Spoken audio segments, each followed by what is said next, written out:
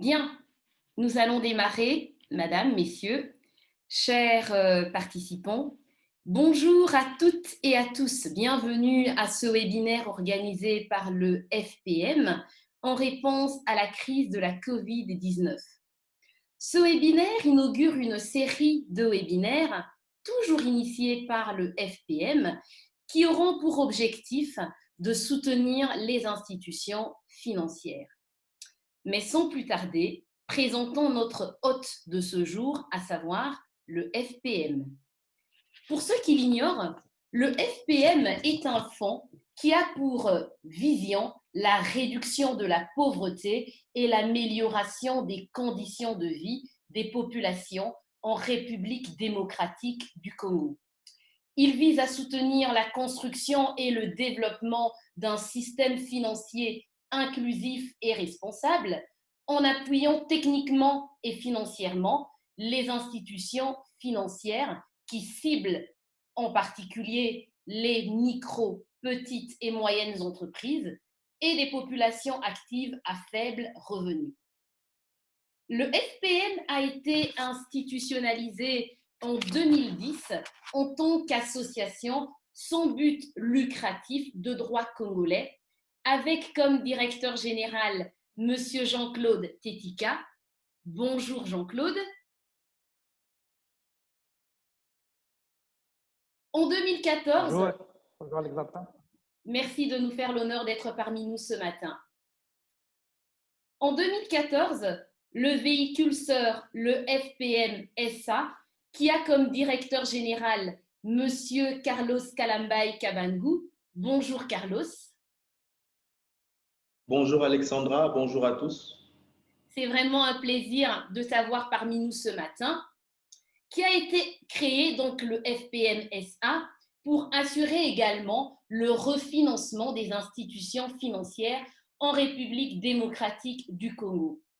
Les deux entités sont depuis lors complémentaires.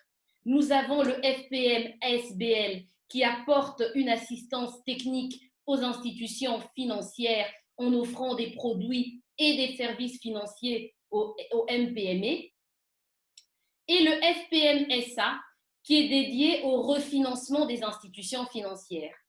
Les deux véhicules sont des entités légales différentes, chacune avec ses propres instances de gouvernance, mais partageant la même vision et la même mission. Aux côtés de Jean-Claude et de Carlos, nous aurons l'honneur d'avoir deux invités d'exception. Tout d'abord, Hugues Bonche, qui est directeur général adjoint d'Equity Bank Congo. Bonjour Hugues et merci d'être parmi nous.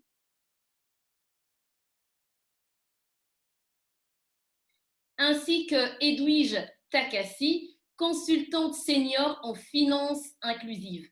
Merci Edwige de nous honorer par ta présence. Bonjour Alexandra, bonjour à tous.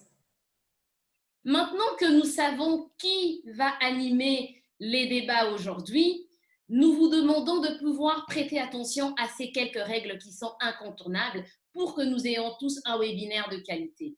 Si vous pouvez couper tout d'abord vos micros pour ceux qui les ont activés.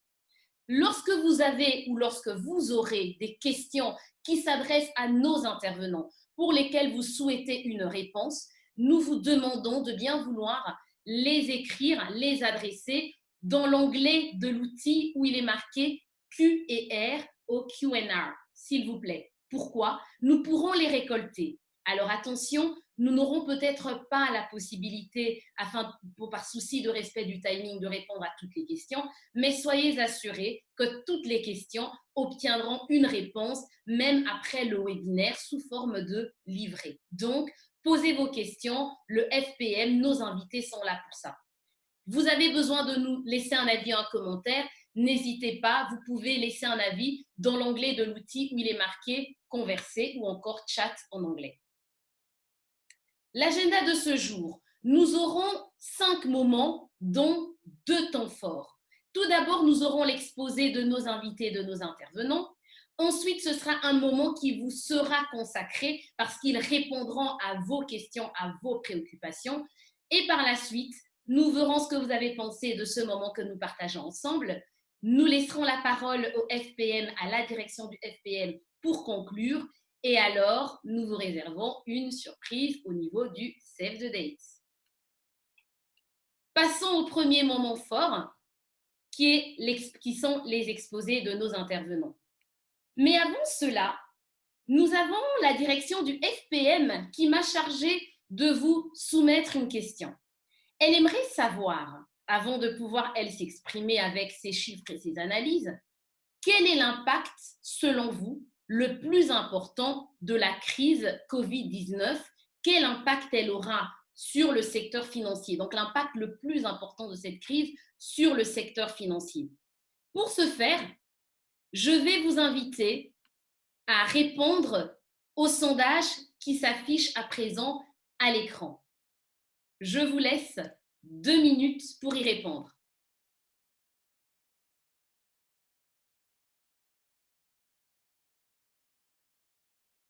Ne soyez pas timide, s'il vous plaît.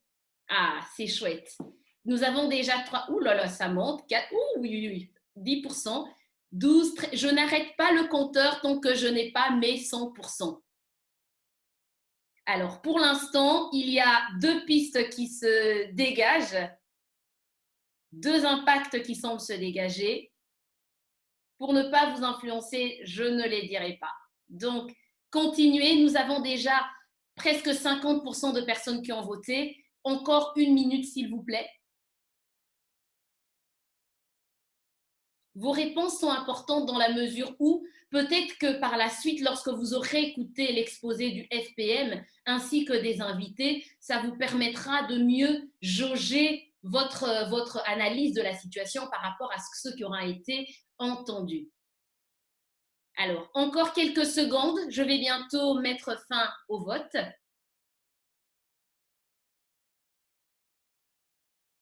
Nous avons presque 75% de personnes qui ont voté.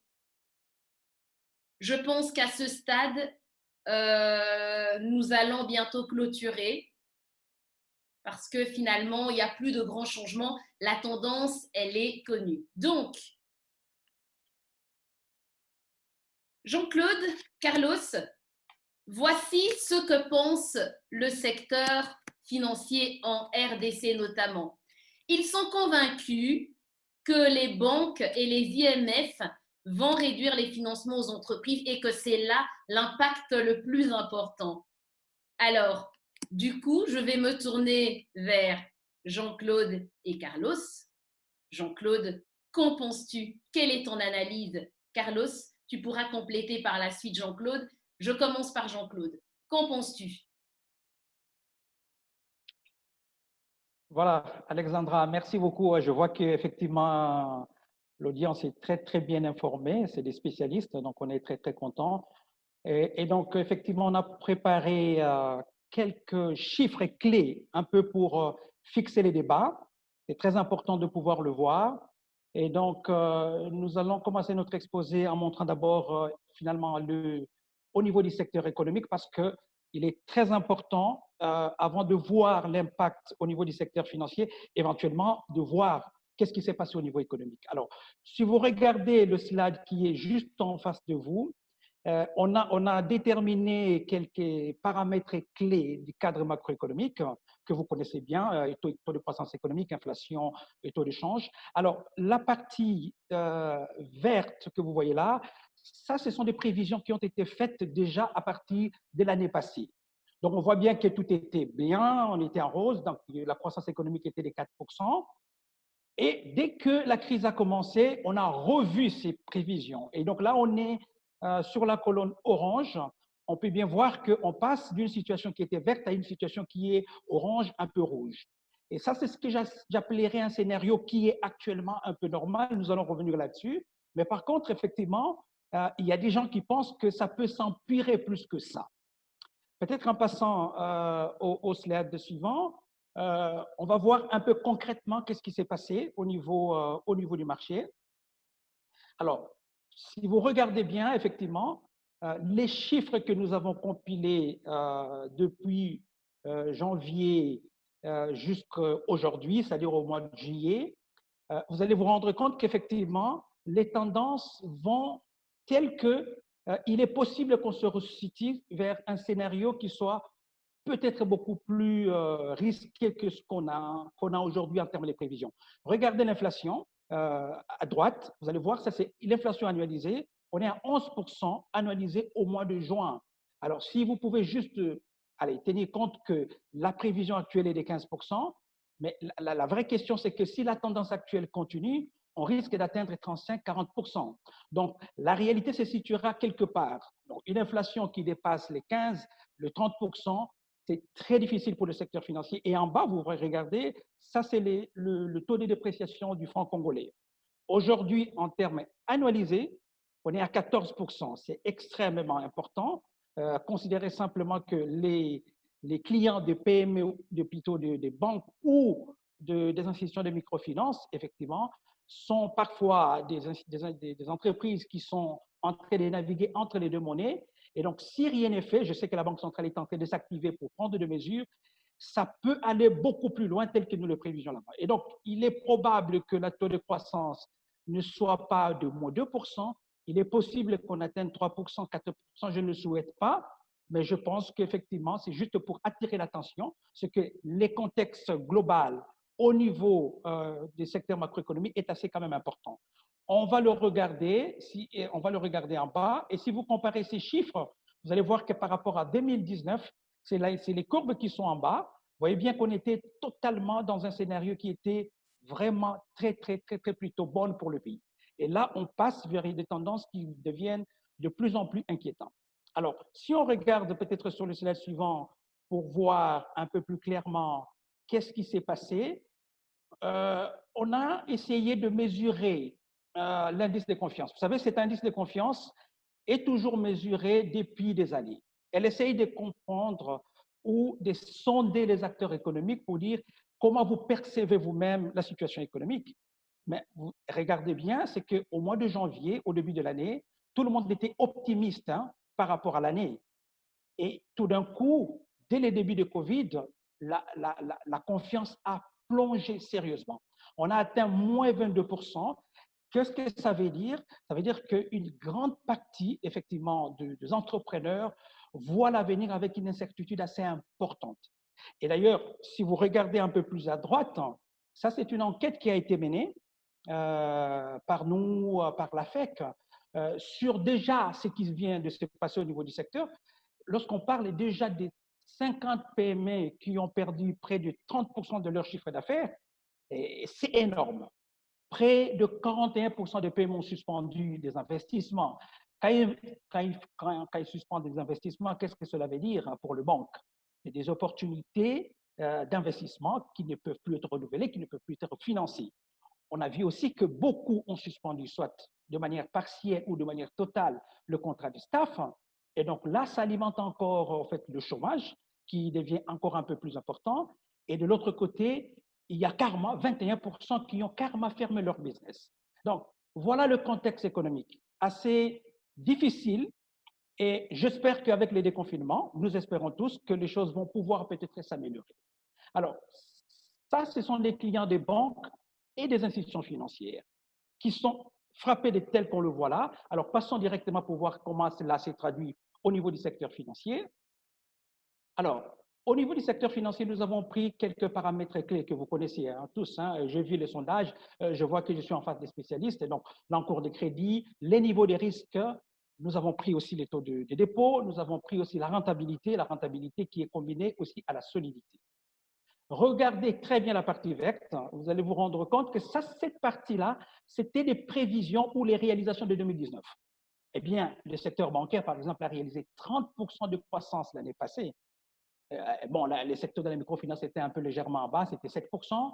Au niveau des dépôts, c'était des chiffres assez importants. 32% pour le secteur bancaire pour les réalisations et 20% pour le secteur de la microfinance. Au niveau des risques, c'était acceptable. On était à 5% pour les banques et 12% pour le secteur de la microfinance, et la rentabilité était importante. Vous êtes bien au courant que l'année passée, le secteur bancaire dans son entièreté a réalisé à peu près de 100 millions de profits.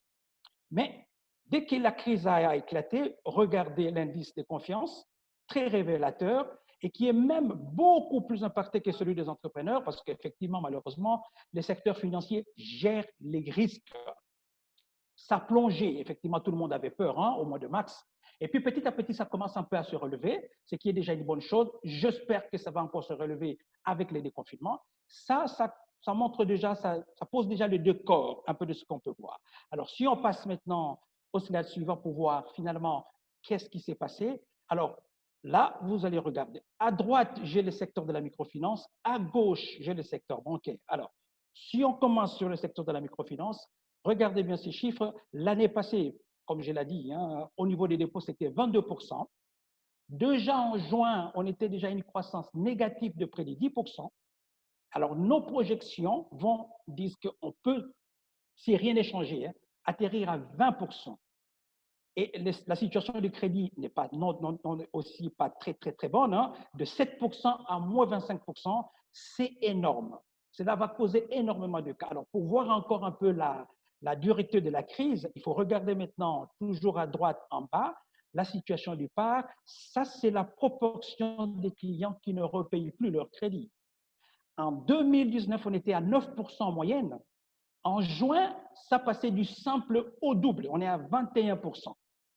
Alors, si la tendance va se maintenir, en moyenne, on peut arriver à 35%, 40%. Qu'est-ce que ça représente? Ça veut dire que près de la moitié de leur portefeuille risque de ne pas être repayé. Donc, on est dans une situation qui peut entamer sérieusement la solidité de ces secteurs financiers, surtout des microfinances. Quand je parle des microfinances, c'est les IMF et les coopératives. Alors, à droite, on voit bien que les banques, plutôt, ont été beaucoup plus résilientes que les secteurs de la microfinance. Il n'y a rien d'étonnant là-dessus parce qu'on sait. Mais par contre, c'est la première fois dans l'histoire bancaire, durant les 10 dernières décennies, d'avoir, cette évolution. De 31% au niveau de croissance des dépôts l'année passée, on va atterrir à 12%. Donc, c'est pas catastrophique, mais c'est la première fois qu'on a des chiffres comme ça parce que les dépôts sont toujours en très forte croissance. Les crédits, là, on voit bien, d'ailleurs, ceux qui ont répondu que les crédits vont être contactés, on voit bien que, effectivement, nos prévisions les prouvent, qu'on va arriver peut-être qu'à 5% au niveau de croissance. Alors, par contre, si on regarde maintenant au niveau des risques plus en bas, c'est un peu déroutant. Les taux de risque de banque est resté presque le même et a même tendance de baisser. Alors, il faut juste noter que le fait que la Banque centrale a rééchelonné, a demandé aux banques commerciales de pouvoir rééchelonner, donc tous ces crédits qui ont été rééchelonnés ne se figurent pas ici. La réalité, c'est que ces chiffres restent beaux, mais ce n'est pas révélateur de la profondeur de la crise. La vraie vérité, d'ailleurs, vous allez voir, si vous regardez le taux de provisionnement, commence un tout petit peu à monter, ce qui indique clairement qu'il y a quelque chose qui est en train de se passer. Alors, pour terminer, si on passe au dernier slide, effectivement, là encore, on a des chiffres qui peuvent étonner, en tout cas au niveau du secteur bancaire.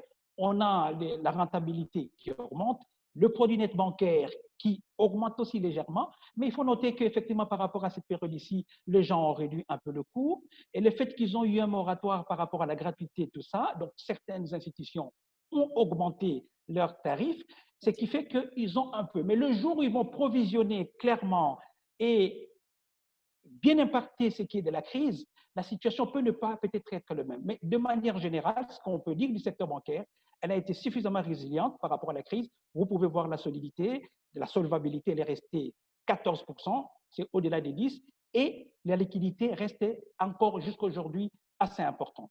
Donc, ce qui est quand même un message fort, c'est que le secteur bancaire, un peu plus résiliente, le secteur de la microfinance souffre vraiment de manière assez importante et c'est là qu'il faut effectivement vivre. Voilà, je passe la parole à mon collègue Carlos pour compléter. OK. Oui, merci Jean-Claude pour ce bel aperçu du secteur. Peut-être en résumant, je dirais que tout ce qui a été dit se retrouverait en conclusion dans le cadre du ralentissement de la croissance économique. Et cela serait principalement dû à la baisse des exportations minières, parce qu'on n'oublie pas que les mesures de prévention contre la propagation de la pandémie ont sensiblement affecté l'économie, la fermeture des frontières, la fermeture de certaines activités. Et on constate aussi que les PME ont été sérieusement touchées, d'où il y a la baisse du chiffre d'affaires, je crois que Jean-Claude l'a bien démontré. Et nous avons aussi la baisse des revenus des ménages parce que dans la foulée, il y a pas mal de personnes ou employés qui ont perdu leur emploi ou qui ont vu leurs revenus être réduits suite à des congés techniques ou suite à des repos, ainsi de suite. Et de cela, nous avons constaté une baisse du pouvoir d'achat des ménages, une augmentation des impayés des PME aux institutions financières. Évidemment, lorsque l'activité ne tourne pas, il se fait qu'il y a la difficulté de remboursement et la dévaluation de la monnaie et la hausse du taux de l'inflation. La réduction des importations réduit les réserves en devises au niveau de la Banque centrale. Et de ce fait, on a une monnaie qui est en train de galoper. Mais au niveau des institutions financières, qu'est-ce que nous constatons par rapport à ce choc au niveau de l'économie? Évidemment, il y a des pertes de change. Il y a l'augmentation des provisionnements qui sont dus aux impayés, qui sont dus à l'augmentation aussi des restructurations. Certes, on a vu une certaine stabilité au niveau du portefeuille à risque au-delà de 30 jours, mais cela reste très voilé parce que les restructurations ne sont pas comprises justement dans ces impayés. Si on doit les intégrer, on verra que la courbe sera autre. Mais il y a aussi le ralentissement des crédits à l'économie parce que la situation de crise rend les institutions financières beaucoup plus frileuses à pouvoir octroyer du crédit, ne sachant pas sur quel pied danser. Et il y a une conséquence, la baisse justement des encours de crédit fait que les institutions se retrouvent dans une situation de surliquidité que j'appellerais fictive. Parce que s'il faudrait redresser tout justement la courbe des crédits à l'économie dans sa moyenne, on constatera que cette surliquidité n'est que très limitée temporaire. Alors, comme conséquence, on prévoit tout justement une réduction de la profitabilité des institutions financières. Il y a le risque de perte des acquis de la promotion de l'inclusion financière. N'oublions pas que ces 5 dernières années, il y a eu beaucoup d'efforts qui ont été fournis via la digitalisation, via la monnaie mobile. Et la crainte est qu'avec cette crise, que cela soit réellement impacté. Mais on a aussi le risque de la contraction du marché financier plutôt, c'est-à-dire les nouveaux acteurs qui devaient, les plans d'expansion et d'innovation se sont retrouvés ralentis et on est dans une situation d'observation. Donc, au niveau du secteur, certes, il y a la surliquidité, nous y reviendrons plus tard. La vraie réponse devrait venir tout justement de cette analyse empirique et actuelle du vrai problème qui touche le secteur, qui n'est pas nécessairement lié à la liquidité, mais comment faire en sorte que ce secteur financier reprenne confiance et relance le crédit à l'économie qui reste le poumon du développement de notre pays. J'ai dit et je vous remercie, Alexandra. Ben, merci beaucoup, Carlos. C'est très intéressant. Nous retenons réduction de la profitabilité, risque de contraction du marché financier. Finalement, une analyse qui est très riche, qui a été, on va dire, portée par des courbes, par des graphes. Mais ce qui nous intéresse maintenant, à présent, c'est d'écouter le secteur aussi. Alors, je vais céder la parole, le micro à Hugues pour savoir, ben, Hugues, ma question, elle est très simple. De manière générale, est-ce que ton institution se retrouve dans l'analyse sectorielle qui vient d'être présentée? Quel a été le vécu d'Equity Bank Congo? Qu'est-ce que tu as à nous dire par rapport à cette situation? Merci beaucoup, Alexandra. Et je voudrais remercier ici Carlos et Jean-Claude pour cette brillante explication et ces tableaux parfaitement peints de la situation économique du pays. Nous sommes devant une crise qui est mondiale. Je crois qu'on n'a jamais connu une crise de cette envergure et les impacts sont ressentis de manière différenciée suivant qu'une économie est mieux structurée ou pas. Je crois que dans le cadre de la RDC, comme Jean-Claude et Carlos ont parfaitement expliqué, nous avons des insuffisances structurelles importantes. Nous avons une économie totalement extravertie qui dépend de marchés extérieurs. Et les récentes discussions ou décisions qui ont été prises, que ce soit la fermeture de frontières, les mesures de confinement n'ont pas aidé les opérateurs économiques de la RDC, surtout dans leurs interactions avec l'extérieur et pour approvisionner les marchés de biens de première nécessité et tout ce que nous consommons. Parce que malheureusement, nous avons une production intérieure qui n'arrive pas à répondre à la demande locale. Jean-Claude et Carlos ont décrit la situation catastrophique que les opérateurs économiques sont en train de subir. Le secteur financier, qui n'est que l'intermédiaire et qui facilite le dénouement des opérations de ces opérateurs, subit en fait le contre-coup ou la contre-performance de ces différents opérateurs. En termes pratiques, qu'est-ce que nous avons observé? Nous avons observé que cette crise nous a ramené deux catégories d'entrepreneurs. Nous avons ceux-là qui en sortent bénéficiaires parce qu'il y a énormément d'opportunités dans leur secteur. On parle principalement ici de ceux qui sont au niveau de l'agroalimentaire, ceux qui sont au niveau du secteur de la santé, qui ont besoin d'un accompagnement différencié. Ils ont besoin de répondre à la demande croissante, ils ont besoin d'améliorer leur fonds de roulement et eux viennent, il y a une analyse qui est faite pour les accompagner et nous soutenons à travers différents produits, services et services financiers, que ce soit la mise en place de crédit, que ce soit la mise en place de découvertes, que ce soit les lettres de crédit pour faciliter ces importations d'urgence qui ont été approuvées par les autorités afin de ne pas asphyxier et assécher les marchés. Ces différents entrepreneurs sont accompagnés et sur cette catégorie d'opérateurs économiques, il y a la mise en place de crédit.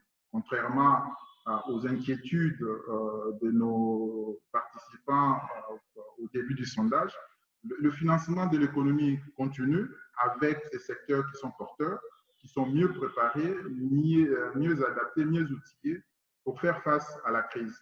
Mais nous avons, comme j'ai parlé de l'extraversion de notre économie, nous avons une bonne partie des PME qui dépendent de ces interactions et qui sont malheureusement très affectées. Et ces impacts négatifs se traduisent par soit il y a certains qui résistent parce qu'ils ont réussi à faire certains ajustements avant et pendant la crise qui leur permettent de continuer leurs activités normalement.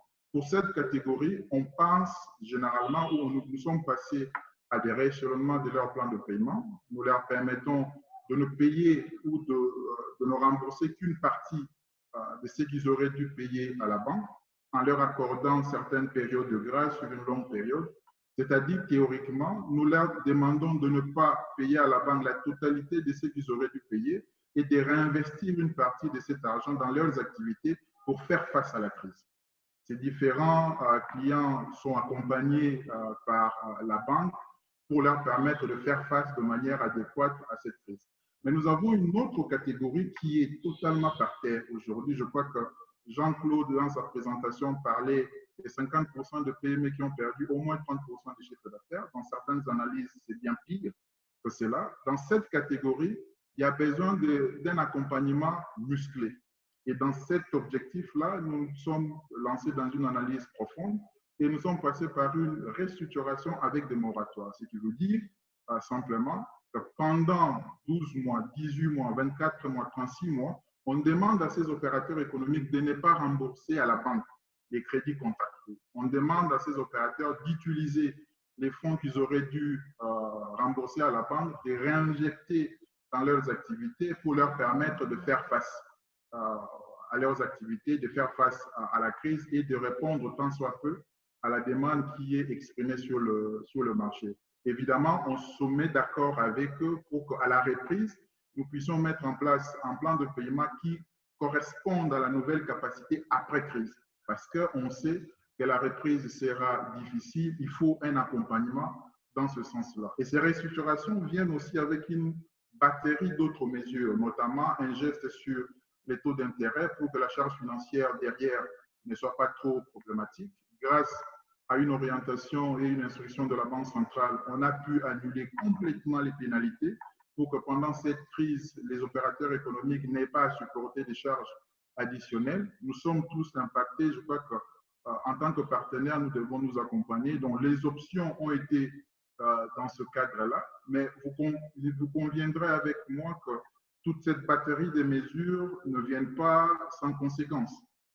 Pour les institutions financières, premièrement, nous avons, comme Carlos a conclu à la fin et Jean-Claude a montré à travers les différents tableaux, nous avons une augmentation de provision de crédit. Pour la simple et bonne raison que les risques de défaut est très important aujourd'hui et les difficultés auxquelles font face les opérateurs économiques font craindre une situation un peu plus catastrophique. Donc, ces provisions qui sont constituées pour préserver les acquis ou les équilibres des institutions financières viennent avec un coût. Nous sommes dans un pays, les spécialistes pourront étaler sur ça. Les provisions sur crédit sont fiscalisées, du moins une partie.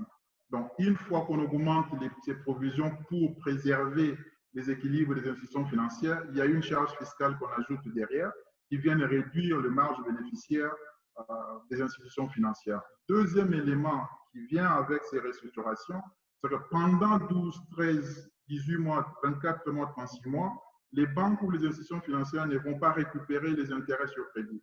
Ils vont impacter leurs équilibres. Certes, comptablement, ces intérêts sont capitalisés, mais il y a une conséquence sur la liquidité qui fait qu'on n'a pas ce cash-là en retour par rapport au taux de réemploi pour continuer à servir les clients.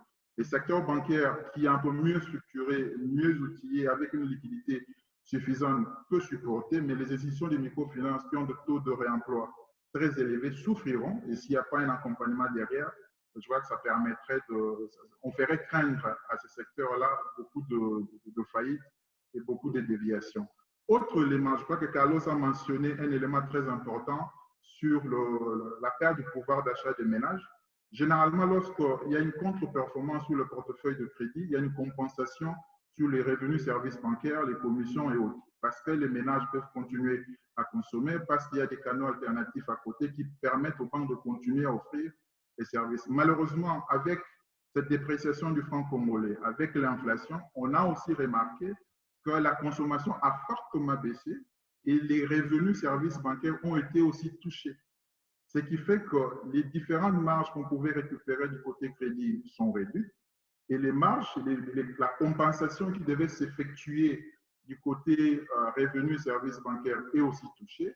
Aujourd'hui, on se retrouve dans une situation, s'il n'y a pas des mesures adéquates pour accompagner ces institutions financières au même titre que les opérateurs économiques dans un plan de relance national cohérent, je crois que nous craindrons vers la fin de cette année d'avoir des pertes financières très importantes et surtout des pertes financières qui pourraient remettre en question les équilibres fondamentaux, notamment sur les capitaux, sur le fonds propre, pour la continuité et la pérennité de ces institutions financières.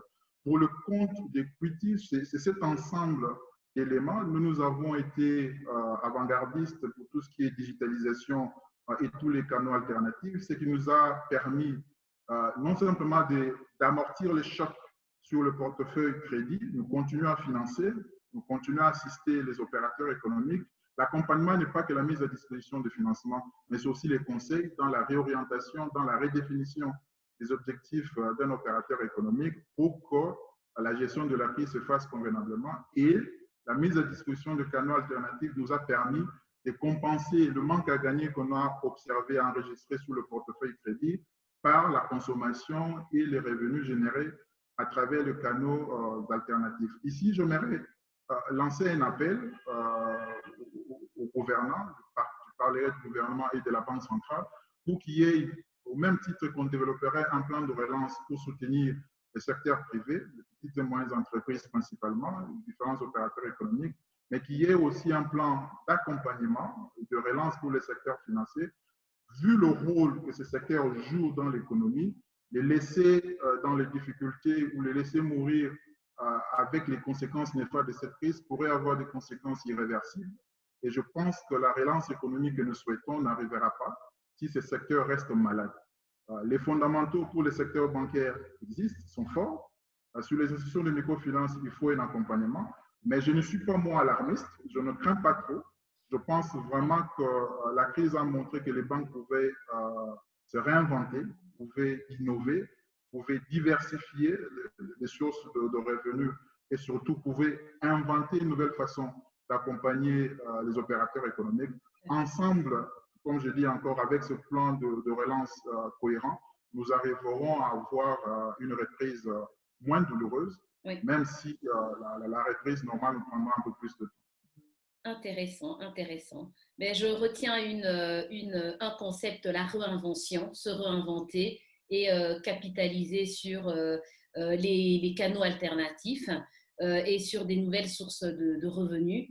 Ben, du coup, on a entendu le secteur et il serait intéressant quand même, après cette analyse, après finalement avoir écouté ce qu'a fait un des opérateurs du secteur bancaire au niveau de la RDC, d'écouter les réponses que propose d'apporter le FPM par rapport à cette crise. Parce que parler des problèmes, c'est bien, mais parler des solutions, c'est encore mieux. Alors, je vais céder la parole à Carlos, puis bien entendu à Jean-Claude. Carlos, peux-tu nous dire quelles sont les différentes réponses que vous proposez, vous, FPM, d'apporter au secteur? Et Jean-Claude pourra te compléter. Merci Alexandra pour la parole. Évidemment, le FPM propose une réponse par rapport à la situation de crise, mais il est à noter que seule une entité comme le FPM ne peut pas répondre à tout, et surtout que nous sommes principalement axés sur la redynamisation des entités, les micro, petites et moyennes entreprises. Et on doit aussi être conscient que cette réponse doit être une réponse multisectorielle et beaucoup plus axée sur plusieurs secteurs d'activité, mais et surtout, je suis d'accord avec toi, Hugues, l'implication des autorités politiques pour pouvoir soutenir par des mesures d'accompagnement ce que pourrait faire le secteur financier de nos jours. Alors, au niveau du FPM-SA, je crois que nos partenaires et nos actionnaires, qui sont la KfW, BioCordel et Incofin, je crois que ont augmenté leur appétit de risque en cette période, tout en ayant beaucoup plus de souplesse dans les critères d'éligibilité. Mais on a aussi accordé à nos partenaires cette possibilité à la restructuration, au refinancement et pourquoi pas au rééchelonnement des lignes des prêts qu'ils ont au niveau du FPM-SA. Si je dois revenir sur les critères d'éligibilité, on doit reconnaître que dans le secteur, tous les indicateurs et ratios ont plus ou moins explosé par rapport à la moyenne et par rapport à la normale suite à la situation de crise. Et en tant que prêteur, ça pourrait apporter plus ou moins la panique ou les défauts d'engagement. Je crois que là, le FPM-SA est tout à fait conscient et nous sommes très disposés, via nos actionnaires, à pouvoir accompagner le secteur en cette période, mais et surtout les institutions qui ont un fort potentiel de développement durant cette période de crise. Et le deuxième axe, nous avons parlé d'un souci de surliquidité, mais ce que je retiendrai de nos discussions et débats, c'est le fait que actuellement le secteur n'a pas nécessairement besoin de la liquidité financière comme telle, mais d'avoir un cadre qui permettrait la relance des activités économiques pour leur permettre d'y injecter de l'argent et de reprendre leurs activités à la normale et accroître leurs revenus. Et on a eu deux réponses. Et pour cela, il a fallu l'accompagnement des partenaires extérieurs. Donc, le FPM-SA est en cours, le FPM en général, avec nos collègues de l'ASBEL, de la levée de fonds de près de 20 millions d'euros avec la coopération allemande via la KfW, qui est sa banque de développement, en collaboration avec le ministère des Finances et sa cellule technique qui est la CFF. Nous sommes en train de finaliser tout justement le projet d'accompagnement avec les 20 millions qui sera axé d'une part sur du refinancement à court et moyen terme en dollars et en francs congolais pour les institutions financières à des taux concessionnels. Et d'autre part, nous aurons un appui au portefeuille, c'est-à-dire nous pourrons voir les entreprises, les micro et moyennes entreprises, petites et moyennes entreprises qui sont sérieusement affectées par la crise, comment pouvoir soulager leurs charges financières auprès de ces institutions, c'est-à-dire éponger une partie du portefeuille à risque avec cette ligne et stimuler les institutions financières à faire beaucoup plus du refinancement. Mais il y a aussi une ligne d'accompagnement de l'assistance technique. Parce que le focus de nos partenaires, en particulier la KfW, la coopération allemande, c'est le maintien de l'emploi. Et comme nous le savons très bien, la plupart d'emplois en RDC restent très informels et ces emplois informels se retrouvent beaucoup plus dans les secteurs des petites et moyennes entreprises et qui sont les plus touchés par la crise. Et pour leur maintien, il est très utile de pouvoir soulager ces micro et petites et moyennes entreprises qui sont sérieusement touchées. Tel est en gros ce que nous prévoyons de faire d'une part dans la partie refinancement, mais aussi dans la partie soulagement du portefeuille à risque des institutions financières. Alors, Jean-Claude peut aborder la partie assistance technique telle que prévue pour pouvoir accompagner le secteur. Voilà, donc merci beaucoup Carlos. Voilà, donc je vais juste compléter effectivement. On a entendu le cri d'alarme du secteur. J'ai suivi Hugues avec beaucoup d'attention. Effectivement, comme vous avez suivi par rapport à notre analyse sectorielle, on a un secteur, surtout de la microfinance, qui souffre déjà 4 mois après cette crise et qui risque encore de souffrir parce qu'aujourd'hui, nous n'avons pas encore de perspectives tout à fait claires quant à la fin de cette pandémie. C'est vrai qu'il y a un petit relâchement, on le voit bien, mais bon, je crois que la réalité nous rappelle que nous sommes encore en pleine pandémie et que les gens vont toujours être réservés, la situation va être toujours être très difficile un peu pour le futur. Donc, il est important, effectivement, pour nous de pouvoir réfléchir. Et effectivement, nous avons eu une grande réflexion au niveau du FMASBL parce qu'on s'est dit, voilà, on était dans une situation qui était tout à fait verte et on se retrouve finalement avec des institutions dont les risques crédits passent du simple au double, dont la croissance est en train de plonger complètement, ils sont plombés. Et on voit bien que si cette situation continue comme ça, nous risquons d'avoir des casses au niveau dans le futur. Alors, par rapport à notre responsabilité en tant qu'institution technique, éventuellement, ce que nous avons fait au niveau de l'ASBEL, nous avons d'abord complètement repensé notre approche d'intervention. Nous avons adapté nos solutions d'assistance technique pour une réponse crise, absolument. Donc, tout notre effort maintenant est focalisé à soutenir les institutions, à pouvoir les soulager techniquement, à pouvoir passer cette cape de crise. Alors, je vais donner un exemple tout à fait concret. Aujourd'hui, vous avez des petites institutions qui n'ont jamais eu les cadres des risques normaux. Aujourd'hui, la crise est venue un peu de surprendre. Vous serez surpris de vous apprendre que vous avez des institutions qui n'avaient même pas un plan de continuité, qui ne savaient même pas ce que c'est un plan de continuité. Et donc, quand ils se retrouvent dans une situation comme ça, c'est extrêmement complexe. Et donc, nous avons mis un certain nombre d'activités, notamment les accompagner pour mettre un cadre de gestion des risques proactifs, pour pouvoir prendre des actions tout à fait concrètes, en les soutenant dans les rédactions de plans de continuité, dans la mise en place de certains indicateurs clés au jour le jour pour pouvoir exactement surveiller les indicateurs et ne pas être surpris par rapport à cela. Et cela se décline éventuellement par rapport à un soutien très rapproché au niveau du portefeuille des crédits, des risques de portefeuille, pour essayer de réduire, parce que 35%, 40% de taux de risque suppose qu'il y a un seuil au-delà duquel, lorsque vous dépassez, vous entamez vraiment la marche vers la fin, si je peux le dire ainsi. Et donc, un grand focus sur la gestion des risques des crédits, un grand focus aussi sur la surveillance des liquidités. La différence aujourd'hui avec les banques et les institutions de microfinance, les banques tiennent bien aujourd'hui. Il y a une surliquidité d'ailleurs qu'on peut le voir, mais si vous regardez, les institutions de microfinance ont connu une baisse assez importante. On a nos partenaires qui ont eu jusqu'à 2 millions, 3 millions de retraits comme ça en l'espace de 2 mois. Donc, il est important de pouvoir surveiller la liquidité à ces institutions-là, sachant déjà que ce sont des institutions fragiles, qui ont un niveau de capital qui est quand même assez réduit. Et donc là, nous avons aussi un focus assez approfondi. Après, nous nous sommes dit, OK, au-delà de ces solutions techniques, qu'est-ce qu'il faut encore apporter? On a dit, il est quand même important. Et de manière exceptionnelle, le FPMA a ouvert quelques lignes de subventions, notamment des subventions d'équipement.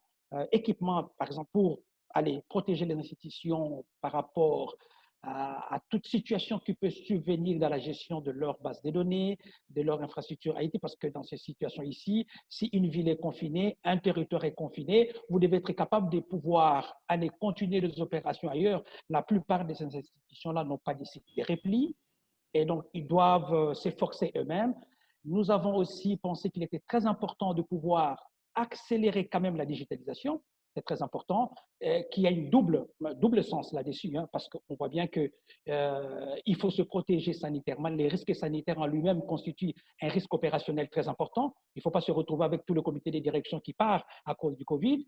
Et de l'autre côté, on a bien vu que les institutions qui étaient plus avancées du point de vue digital ont eu des avantages concurrentiels parce qu'ils ont permis de continuer de pouvoir. Et donc, nous avons de ressources là-dessus pour pouvoir accompagner les institutions à finaliser leur transition numérique et tout. Et donc, nous allons aussi financer là-dessus. Et éventuellement, pour celles petites qui ont connu des pertes de revenus, éventuellement, nous pouvons aussi les soulager avec des petites subventions d'exploitation pour pouvoir les alléger et éventuellement, pour stimuler effectivement le crédit, nous avons discuté avec d'autres bailleurs pour pouvoir, par exemple, voilà, garantir le développement d'un certain niveau de prêt, notamment pour financer l'agriculture ou financer plutôt l'approvisionnement de la ville de Kinshasa ou la partie médicale. On pense que c'est quand même très important. Donc voilà, une reconfiguration de l'assistance technique pour l'accès complètement au niveau des risques et une réponse au niveau d'une palette de solutions de subventions pour alléger leurs charges financières. Voilà. Très intéressant. Mais en tout cas, merci Carlos et Jean-Claude. J'espère qu'avec ces pistes, même pas ces résolutions, le secteur se sent soutenu et donc rassuré quant à l'accompagnement et au soutien du FPM. Je vais à présent m'adresser à Edwige parce que quand j'ai entendu, je viens d'écouter le discours de Jean-Claude, il y a un terme qui est rentré à plusieurs reprises, c'est digitalisation. C'est un petit peu même pas le constat, l'affirmation de Hugues qui lui a dit, tiens, les canaux alternatifs, le fait d'être passé vers le digital les a aidés à maintenir la tête hors de l'eau. Toi qui es experte finalement en services financiers numériques, quel est ton regard de la situation? Comment as-tu vécu ces derniers mois? Donc finalement, qu'as-tu à nous dire? Merci Alexandra. En fait, je suis d'abord très contente d'avoir entendu que chacun des intervenants à un moment donné a parlé du numérique. Parce qu'il est vrai que cette crise a mis en évidence le fait qu'on doit pouvoir fonctionner, pas seulement dans le secteur bancaire, mais vraiment dans la majorité des secteurs d'activité, on doit pouvoir fonctionner à distance. C'était déjà une tendance dans le secteur bancaire avant la crise de la COVID, avec le développement de solutions par les banques et institutions de microfinance, de services qui peuvent permettre aux clients d'accéder à leur argent même lorsque la banque est fermée. Donc, il y a les cartes, il y a les services financiers auxquels on a accès par téléphone ou sur Internet. Mais ça restait quand même assez des solutions de niche, en fait. Et la crise sanitaire puis économique nous montre qu'il y a quand même une prise de conscience massive, aussi bien du côté des prestataires de services, donc l'offre, les banques, les opérateurs mobiles, les régulateurs, aussi bien la Banque centrale que les autres, mais aussi du côté de la demande. Donc, les clients, les utilisateurs deviennent beaucoup plus exigeants et ont besoin de s'assurer que les partenaires financiers avec lesquels ils travaillent peuvent leur apporter des solutions, en fait.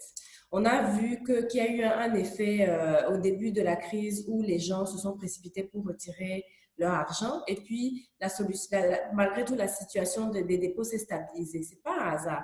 Ça s'est stabilisé notamment pour les institutions qui ont pu assez rapidement démontrer à leurs clients que malgré la crise, ils pouvaient avoir accès à leur argent à tout moment, que la banque soit ouverte ou fermée et qui est finalement Covid ou pas. Donc, les institutions financières qui avaient des solutions ont pu les renforcer et rebondir d'une certaine manière et avec une certaine diversification de leur offre. Et on l'a entendu, Hugues en a parlé, Jean-Claude et Carlos aussi. On observe aussi que ces institutions financières qui avaient déjà une offre sont aussi celles qui ont l'air d'être plus résilientes face à la crise. Donc, pour l'utilisateur, c'est extrêmement important. On observe aussi que les opérateurs mobiles ont baissé les coûts.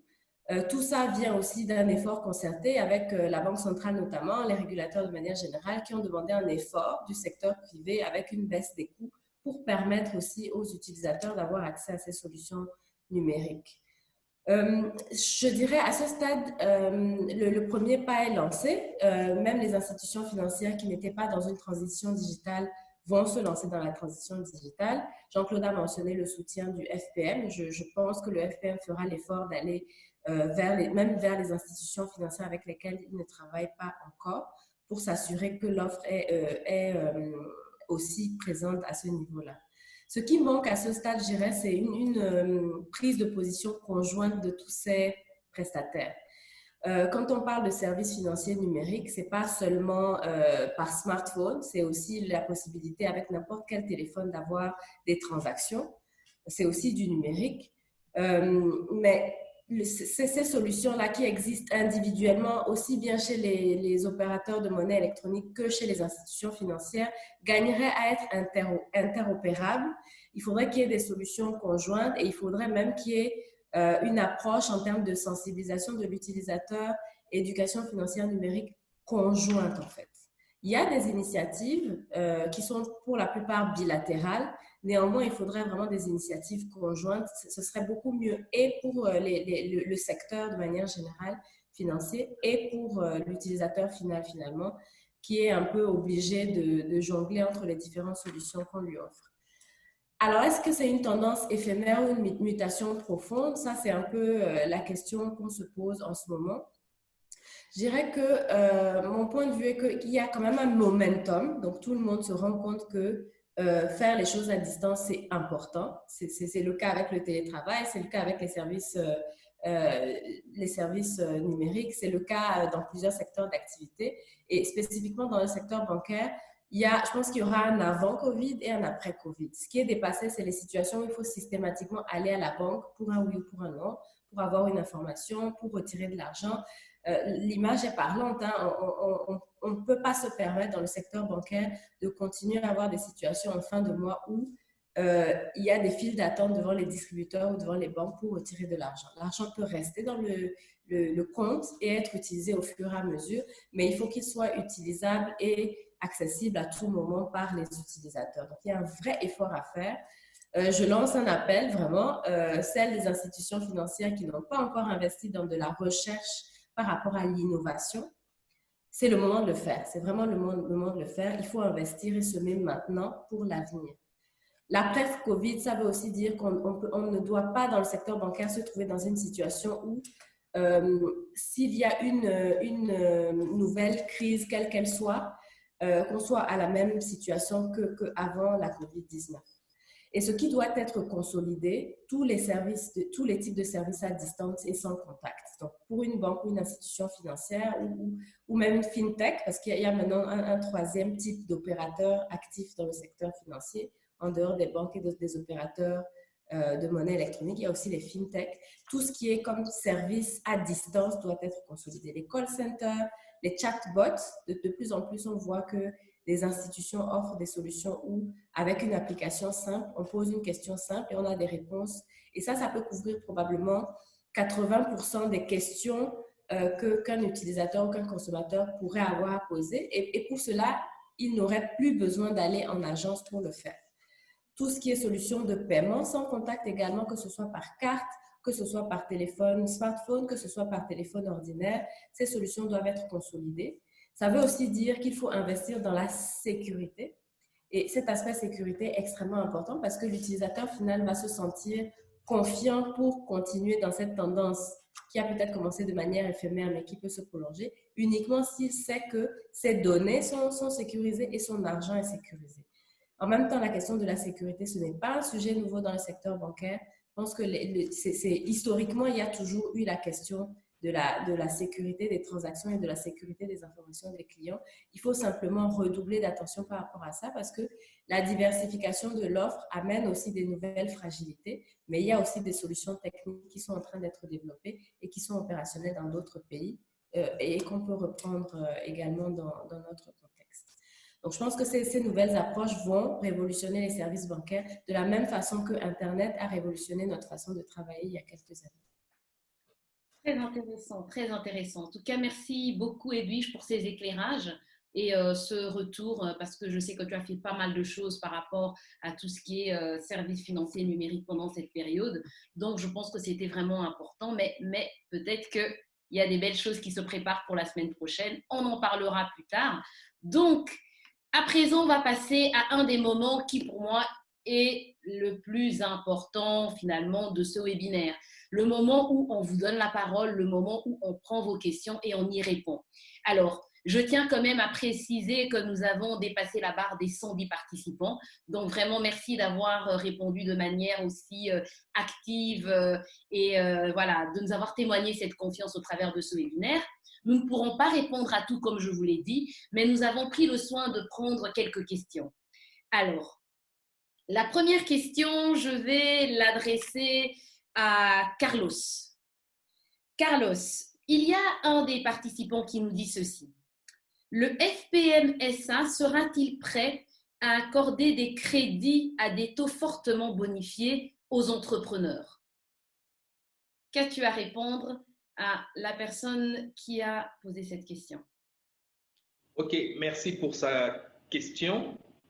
J'aimerais d'abord préciser que le FPM ne travaille pas directement avec les PME, c'est-à-dire nous appuyons le secteur des micro, petites et moyennes entreprises via tout justement l'encouragement de la création d'un système financier inclusif, c'est-à-dire on passe par le secteur financier pour pouvoir atteindre tout justement les petites et moyennes entreprises.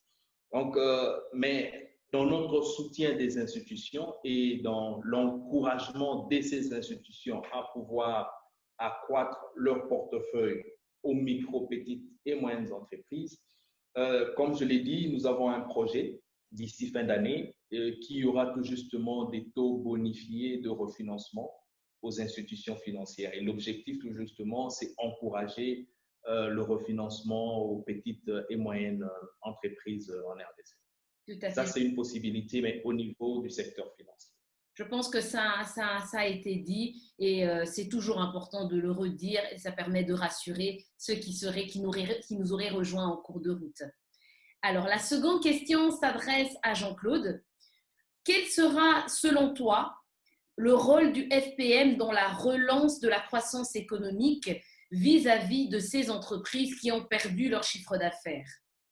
Alors, quel accompagnement le FPM-SBL prévoit-il en faveur des institutions de microfinance qui sont fortement touchées, contrairement aux institutions bancaires, comme on l'a clairement expliqué depuis le début? Jean-Claude, bien entendu, Carlos peut voilà. Non, merci beaucoup, Alexandra.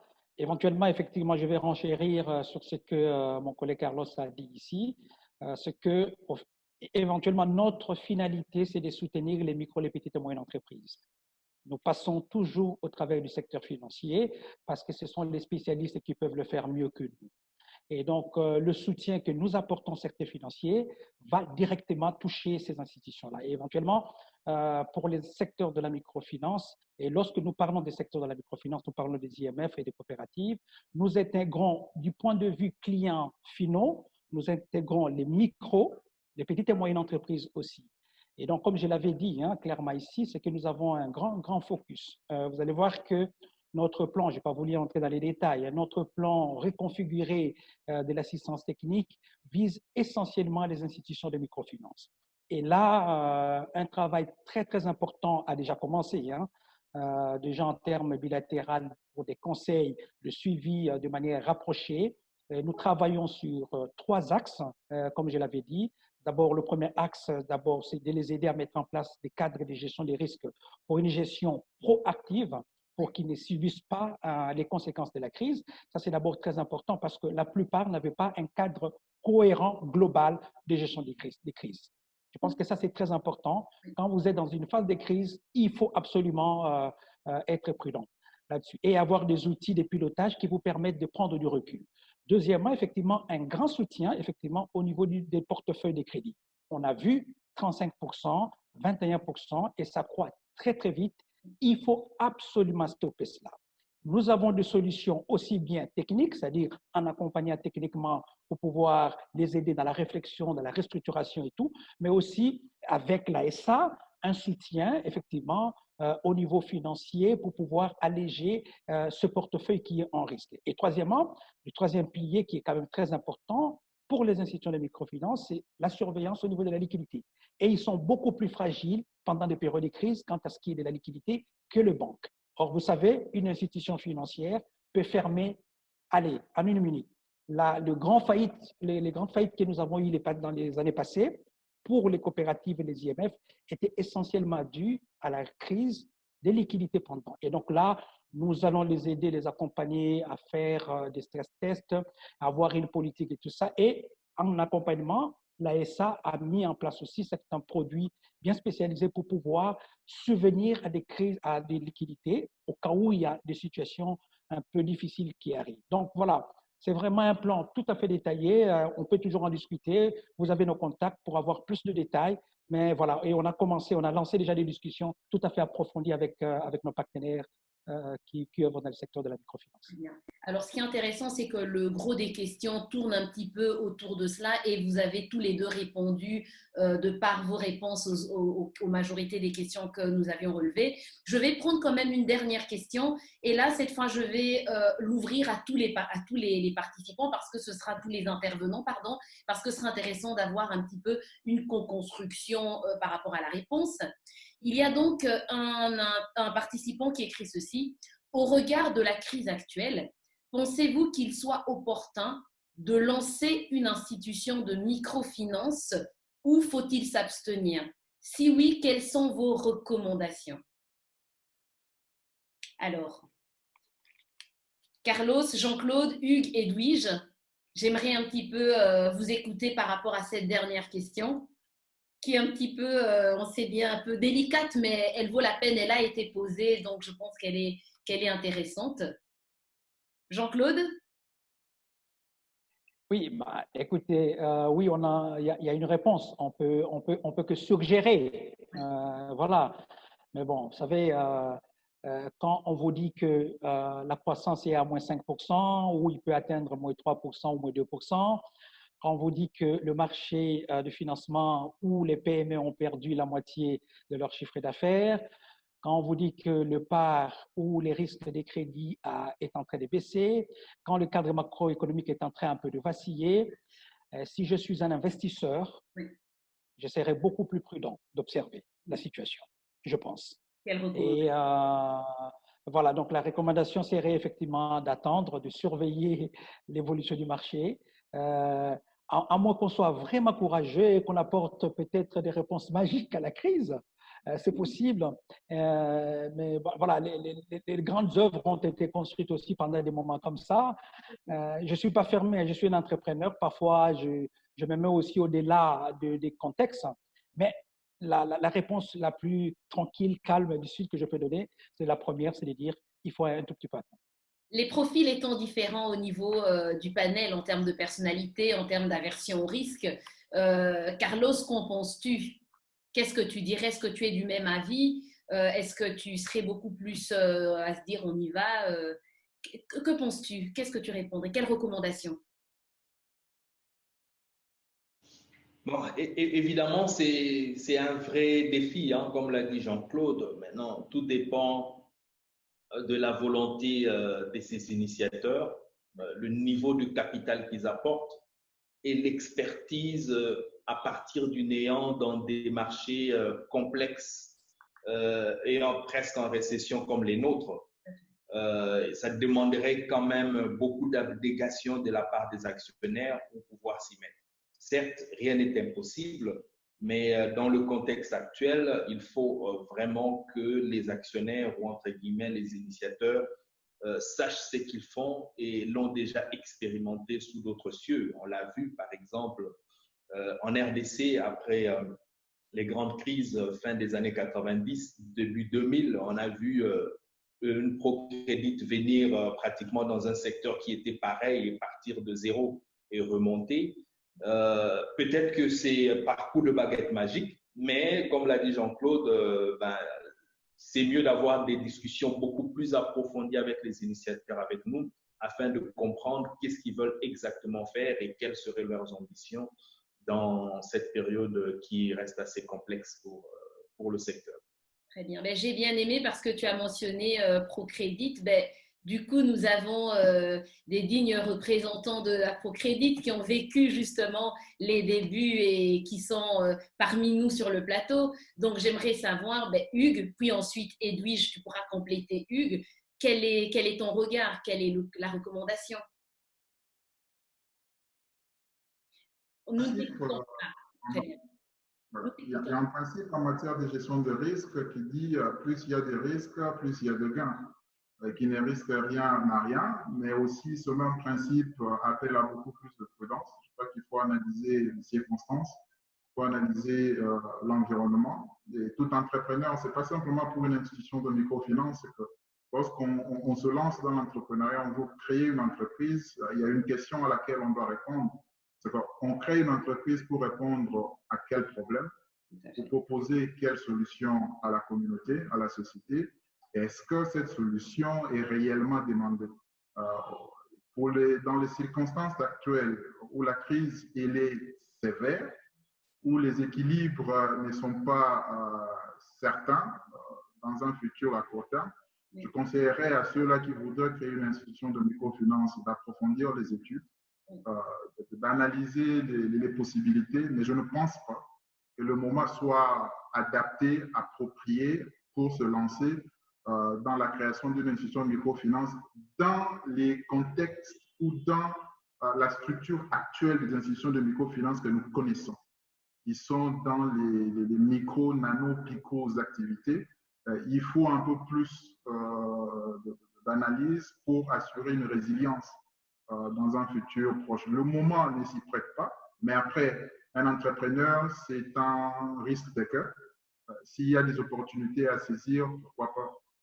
Ok, merci Hugues. Edwige, toi qui nous as apporté le numérique comme solution, enfin il n'y a pas que toi, même les autres, alors cet investisseur qui viendrait avec de la high-tech, fintech, tout ce que tu veux, qu'est-ce que tu lui recommandes? Est-ce qu'il peut quand même se lancer ou tu es d'avis des autres intervenants qu'il faille quand même un petit peu observer? Que penses-tu, Edwige? Alors, en complément de ce qui a été dit, je dirais qu'il faut avoir sa casquette de gestionnaire de risque de toutes les façons dans l'analyse de la situation lorsqu'on veut démarrer une institution financière, qu'elle soit une institution de microfinance, une banque ou autre. Néanmoins, il faut aussi garder en tête, comme l'a souligné Hugues, que certaines fois, c'est dans des situations un peu complexes que les opportunités peuvent naître. Si on se place du côté de la demande, je pense qu'on est très loin d'avoir atteint l'inclusion financière nécessaire pour réellement soutenir l'économie de ce pays. Donc, le potentiel est réellement là. D'un autre côté, les crises sont cycliques. Donc, ce n'est pas parce qu'il y a crise qu'on ne doit pas considérer un investissement. Il faut simplement analyser la situation et déterminer le timing. Et ce que je dirais pour avoir une réponse peut-être précise à la question, peut-être que le fait de commencer des activités de prêt, donc, parce que souvent, institutions de microfinance, l'idée, c'est de commencer directement avec les prêts. C'est peut-être pas forcément une bonne idée dans la situation de crise en dehors des secteurs vraiment porteurs. Donc, il faut une analyse très détaillée des secteurs porteurs là où les institutions financières actuelles n'interviennent pas suffisamment. Ça, c'est mon premier point. Et le deuxième point, c'est l'angle d'attaque peut ne pas être nécessairement IMF ou banque, mais ça peut peut-être être paiement. Parce que par contre, il y a un gros marché des paiements qui est largement sous-exploité. J'ai parlé tout à l'heure de FinTech. Il y a des institutions qui ont aussi une licence auprès de la Banque centrale et qui font autre chose que juste des crédits et des dépôts. Je crois que la banque ou l'institution financière qui se contente des crédits et des dépôts, là, c'est dépassé. On est vraiment à l'époque où il faut avoir un angle beaucoup plus large, inclure dès le départ des solutions numériques et peut-être commencer avec les paiements qui sont qui est un secteur d'activité à part entière qui peut être embrassé par une institution financière, en fait, en termes de stratégie de démarrage. Très bien. En tout cas, je vous remercie pour ces réponses qui avaient le mérite d'être claires. et d'être précise et concrète surtout. À présent, je pense que nous sommes petit à petit en train d'évoluer vers la fin de notre webinaire, mais avant de partir, nous avons besoin de connaître votre avis. Nous voulons savoir comment vous avez vécu ces instants. Est-ce que vous avez obtenu des réponses au niveau des questions qui ont été soulevées? Alors, je vais vous demander, si vous me le permettez, de bien vouloir répondre à l'enquête finalement de satisfaction qui s'affiche à l'écran. Il y a 3 questions, ça ne vous prendra qu'1 minute parce que c'est assez rapide comme question. La première question, est-ce que le contenu de ce webinaire répondait à vos attentes? Ensuite, est-ce que le webinaire a abordé les thèmes qui touchent et surtout préoccupent directement le secteur financier en RDC? Enfin, qu'avez-vous apprécié? Les réponses du FPM, l'analyse sectorielle, la durée du webinaire. Bref, nous vous demandons de bien vouloir nous faire part de vos différents avis. Nous avons 11% de vote, 12% de vote. Ah, ça monte, tant mieux. Le compteur tourne.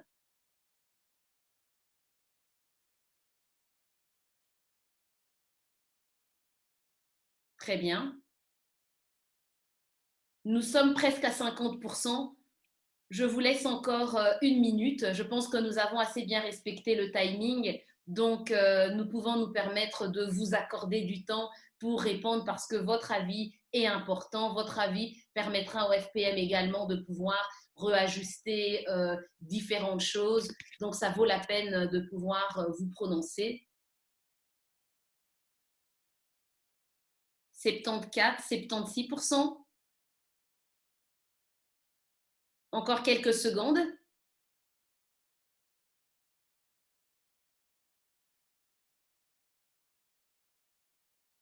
Nous allons clôturer les votes. Nous sommes à, où ça continue à monter.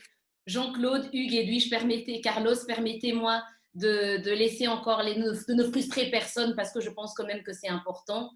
On attend encore 10 secondes pour permettre aux dernières personnes qui réfléchissent de pouvoir répondre. Voilà, c'est stable, ça ne bouge pas. Ben écoutez, les résultats sont assez encourageants dans la mesure où nous sommes heureux que le contenu de ce webinaire ait répondu à vos attentes. Nous sommes vraiment honorés de voir que les thèmes qui ont été abordés touchent et préoccupent chacun d'entre vous. Et nous constatons que vous avez effectivement apprécié la qualité des interventions. Et à moi encore de nouveau de remercier tout d'abord la direction du FPM, mais bien aussi les invités pour la qualité de l'exercice qui a été réalisé. Nous constatons également que l'analyse sectorielle ainsi que les réponses du FPM ont apporté satisfaction. Écoutez, sur ces beaux résultats, je vais demander au FPM de pouvoir peut-être conclure. Je vous accorde 3 minutes à chacun. Carlos, Jean-Claude, que souhaitez-vous que le secteur retienne de ce webinaire? Quel est votre mot de la fin? 3 minutes, je serai regardante parce que nous sommes dans le timing et ce serait une belle note de fin de respecter ce timing. Je vous écoute. Carlos, Jean-Claude, Carlos. Oui, je commence. Oui, je t'en prie, vas-y. Oui, je pense que c'est une réflexion très intéressante actuellement dans cette période du Covid-19 et il est très important, comme tous les autres acteurs, de pouvoir y réfléchir. Certes, le FPM ne va pas apporter toutes les solutions dans le secteur. J'ai vu plusieurs questions rester en suspens. Comme on l'a dit au début, la réponse doit être multisectorielle, mais aussi impliquer l'autorité politique parce que seul un fonds de garantie, un fonds d'appui, il reste très minime, les besoins sont colossaux. Mais il faut aussi retenir que nos réponses ont un objectif précis, c'est pouvoir maintenir les activités de refinancement aux micro, petites et moyennes entreprises. Qu'il n'y ait pas de frustration parce que ce n'est pas toutes qui vont survivre. Je crois que là, en situation de crise, on veut accompagner les champions qui peuvent traverser la période des crises et pouvoir multiplier leurs activités au bénéfice du développement. Donc, le FPM, en tout cas SA, reste très attentif et ce n'est que ce que nous avons apporté actuellement. Les réflexions sont en cours pour pouvoir accompagner tout justement le secteur durant cette période de crise. Et ceux qui veulent connaître les détails des accès aux aides et tout, ils peuvent nous contacter directement au niveau du FPM pour d'amples explications sur les différents critères et ce que nous mettons en place pour cet accompagnement. Impeccable. Merci Carlos. Jean-Claude, ton mot de la fin? Voilà, donc d'abord remercier tout le monde et nos invités qui nous ont apporté beaucoup d'expertise sur cette thématique assez importante. Ce que je voulais dire, c'est que l'économie du pays ou le secteur financier a connu plusieurs crises. Éventuellement, cette crise, elle est assez particulière parce qu'elle modifie au-delà des agrégats, des chiffres ou des paramètres clés, elle modifie même le comportement du consommateur. Je pense qu'au-delà de la gravité de la crise, que je pense certainement que les institutions vont pouvoir aller trouver le moyen de pouvoir surmonter avec l'aide de tous les partenaires, comme Carlos l'a dit, éventuellement notre petite pierre aussi qu'on apporte là-dessus. Je pense que c'est aussi le moment d'évaluer, de saisir de l'opportunité pour se réinventer. C'est assez important. On voit bien que quelqu'un me disait que voilà, cette crise pourra marquer le monde au-delà du Covid. Je crois que les gens seront de moins en moins enclins à avoir des interactions physiques le plus multipliées. Et donc là, il y a des opportunités sur le digital et il y a des opportunités sur beaucoup d'autres choses, de rationaliser la gestion, d'aller plus à l'écoute des clients, parce que là, finalement, on a été forcé à entendre nos clients. Chose parfois qu'on négligeait souvent. On a été plus proche de nos staffs. Ça a créé au fait une dimension sociale, humaine, extrêmement importante qui a remis au fait le client au centre de préoccupation, au-delà des chiffres, et qui a réfléchi à quelle façon répondre à des choses. Je pense que c'est une porte ouverte vers les innovations, vers quelque chose d'important. Je pense qu'il faut saisir. Voilà. J'ai commencé par une présentation avec beaucoup de rouge, mais je termine ma conclusion avec notre espoir. Je pense que c'est cela que je transmets à tous les partenaires et ceux qui veulent discuter avec nous, éventuellement. Nous sommes tout à fait ouverts, pas de rendez-vous, venez, on va discuter, on va réfléchir ensemble sur les solutions. Merci.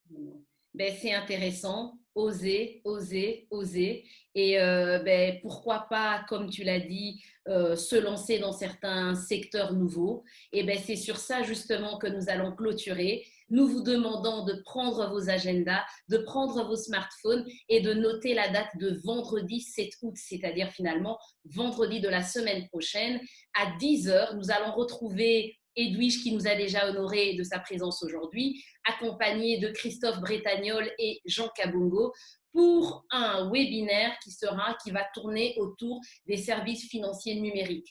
Nous l'avons compris, vous l'avez suffisamment répété, le secteur l'a ressenti, il y a urgence et il y a nécessité de consolider les services financiers numériques.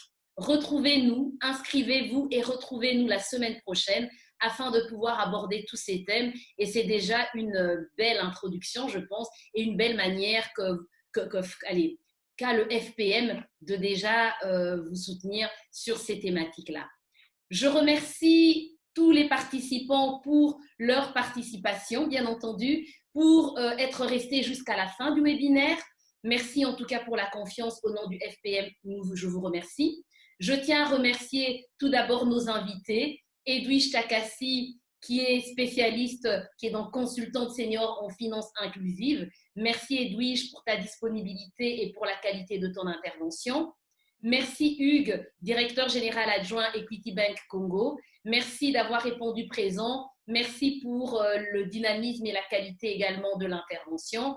Et bien entendu, je tiens à remercier notre hôte au travers des deux directeurs généraux, à savoir Carlos Calambay, qui est le directeur général du FPM SA, et Jean-Claude Tetika, qui est le directeur général du FPM ASBL. Merci à vous pour l'opportunité, merci à vous pour la disponibilité et pour cette plateforme qui se veut concrète à apporter des réponses au secteur. Nous vous disons bon week-end, non pas bon week-end, nous sommes vendredi, mais enfin, nous vous disons bonne journée tout d'abord et nous vous disons pour en tout cas Edwige et moi, nous vous disons à la semaine prochaine et prenez soin de vous en ces temps difficiles. Merci à tous, au revoir. Merci. Merci, merci. Merci à tous. Merci, au revoir.